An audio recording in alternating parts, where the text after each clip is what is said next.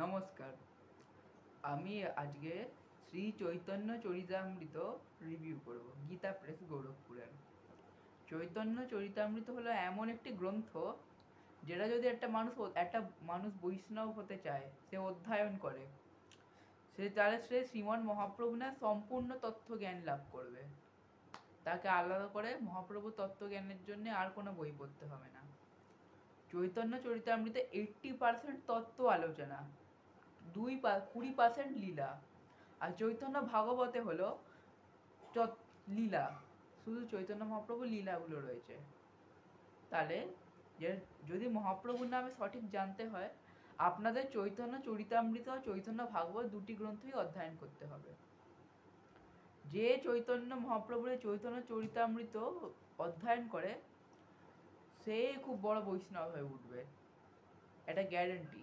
যে যদি মন দিয়ে অধ্যয়ন করে, মন ভক্তি সহকারে যে অধ্যয়ন করে, সে মহাপ্রভুর খুব ভক্তি লাভ করে।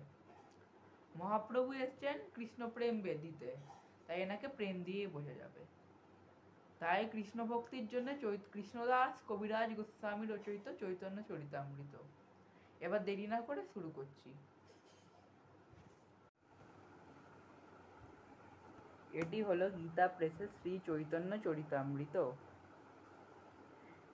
এই বইটি শ্রীমান মহাপ্রভুর ওপর আধার করে।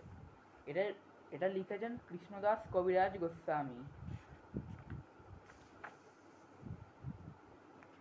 মহাপ্রভুর নামে জানতে গেলে শ্রী চৈতন্য চরিতামৃত পড়া খুব দরকার। এটার মূল্য হচ্ছে 260 টাকা। এটার মূল্য হচ্ছে প্রায় 260 টাকা, একটু কম বেশি হতে পারে। এবার আসি মেন বইয়ে।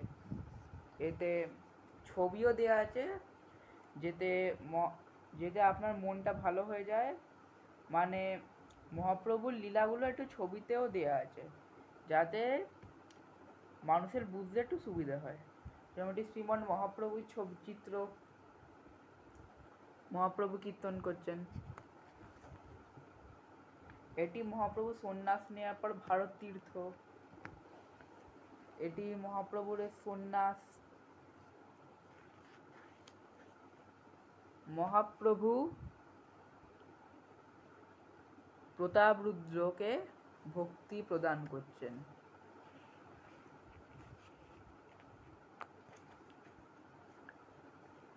ফের মহাপ্রভু অন্যান্য সব লীলাগুলো আছেন এখানে।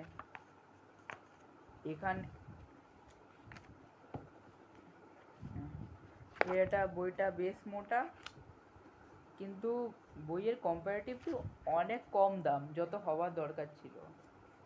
মানে গীতা প্রেস খুব সুন্দর সিদ্ধহস্ত বই বানায়, আর এগুলো খুব সস্তায় সবাইকে দেয়। এটাই গীতা প্রেসের একটা কথা আমার খুব ভালো লাগে। ফের এতে চৈতন্য চরিতামৃতে 3 ভাগে বিভাজন: আদি লীলা, মধ্যলীলা আর অন্তলীলা। যেরকম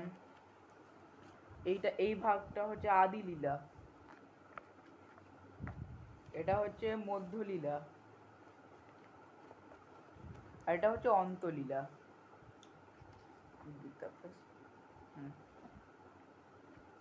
শ্রী চৈতন্য মহাপ্রভু খুব কৃপালু। ওনার নামে যদি জানতে হয়, চৈতন্য চরিতামৃতটা অধ্যয়ন করতে হবে।